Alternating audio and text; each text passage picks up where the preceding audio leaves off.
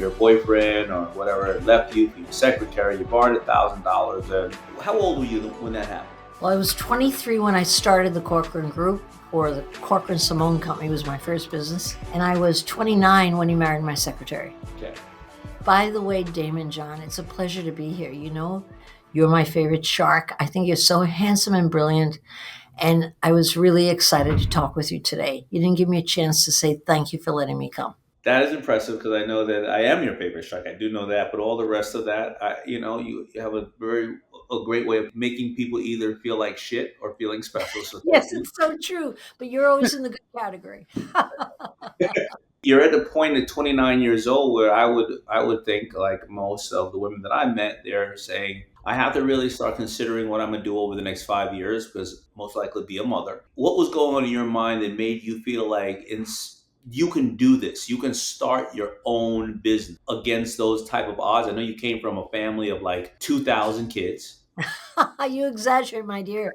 10 kids. It seems like nothing by comparison. People don't know Barbara did not grow up with a lot. She just grew up with a lot of siblings. That's all she had, a lot of. You really got the short end of the stick, being one of 10, being left, and more importantly, being insulted by being left by, for somebody else that worked for you. What was going through your mind at that moment? Why would you decide that, no, you know what? I'm going to go out and conquer the world. Well, you make me sound a lot better and stronger than I actually was. And thank you for having that confidence. But I did not own that confidence myself at the time.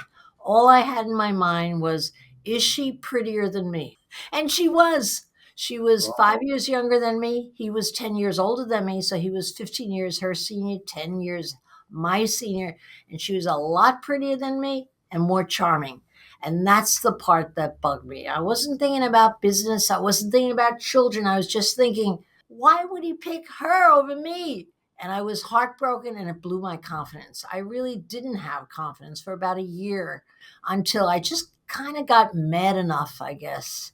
And it happened one day when I went in the office. I saw them holding hands in my old office, and she took my desk. And they were giggling and looking at each other lovingly and hugging Oh, each wait a other. minute. When I hear he left you for your secretary, it's not just like he left and ran off. They No. kicked you out. No, no. He left me as my boyfriend, Uh huh. but not as my partner. And he wouldn't let me fire the secretary because he said he was the majority owner, which he was. He owned 51% and he was in charge.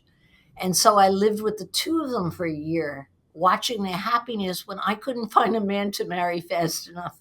Why did you stay? Was it because you didn't have any other options to leave? You weren't confident enough? Like, I think that if you listen to that story, knowing the Barbara Corcoran now, who's super successful, a man right there in front of you, who's your boyfriend, marries your secretary. You guys are still partners, and you didn't spit in his face or leave. Like, what's wrong with you? Are you a CEO that knows that you've done everything to master your craft? Now you need to take your personal brand to the next level? Well, I love working one-on-one with game-changing CEOs. And if you're interested, reach out. Go to workwithashark.com and fill out the form.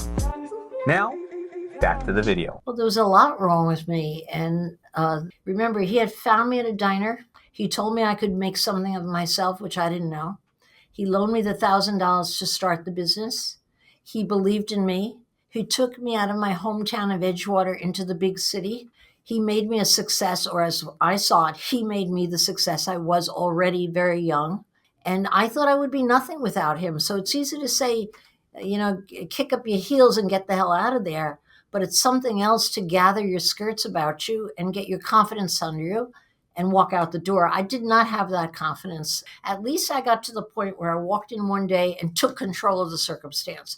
Maybe a year after a lot of broken hearts and tears, but at least I got there. And once I did, I worked like lightning speed to get rid of him, the company, chop up the company, get rid of the girlfriend, and start all over again. Maybe I just need a little runway space, A lot of people are in relationships, business relationships and personal relationships, where they feel dependent on somebody else because that person happened to be the first, or your mother, I'm sure, and your family always have been supportive, but that person was the external person who first said, "Oh, I believe in you," but you were already great. I wasn't so great. I was a poor student in school, much like you, Damon. I had never had a success ever in my life. And suddenly, this great, cool guy, 10 years my senior, shows me the way in life. There is a thing about a person coming into your life saying, I like you, be my girlfriend. There's a difference of I like you, be my girlfriend, and let's start a business together because that's how much I believe in you. That's night and day because if you had already believed that he was such a great person, well, then you would have been with him anyway. You just would have been maybe working another restaurant, but in a bigger city. Let's say he looked at me as that cute little waitress with the pigtails and the bows on my thing, beautiful white virgin behind the counter, and said to himself, I bet she's great in bed. And maybe I was. And then eventually he said, you know what? If I want to keep this chick, I better give her some money and start a business. Went like You know that. what it was? Because I know that you weren't great in bed. Because you talk so Remember, nasty. you remember that night. Thank God. I thought you forgot No, about no, it. you talk so you're so vulgar that you can't be great in bed. That's why I'm so quiet. I'll see you in court, mister. But what do you think it was, Barb? We're gonna get through this interview. I promise. We're gonna get through this interview. Without a lawsuit. I doubt it. What? Well, what was it then that you saw in you as you reflect on that? And let me ask you something. Do you remember, Barb, when he broke up with you? What was the song that you healed yourself with and listened to 1,000 times? Do you remember? I don't remember hearing a song. I just remember working endless hours to hide myself in my work so I wouldn't have to feel the pain. That's all I recall. I had my own song, like, you could do it, Barbie doll. You could do it. You could do it. Oh, Who knows? I don't remember the song. I don't even think I had the radio on, for God's sakes. these scars run deep, Barb. I just remember him saying, you have a fabulous personality. You'd be great in real estate sales. Why don't you start a business? It was as quick and instant and impressionable as that. And I said, sure, why not? I tried everything else. I've had 22 other jobs. I'll give that a shot. What the heck?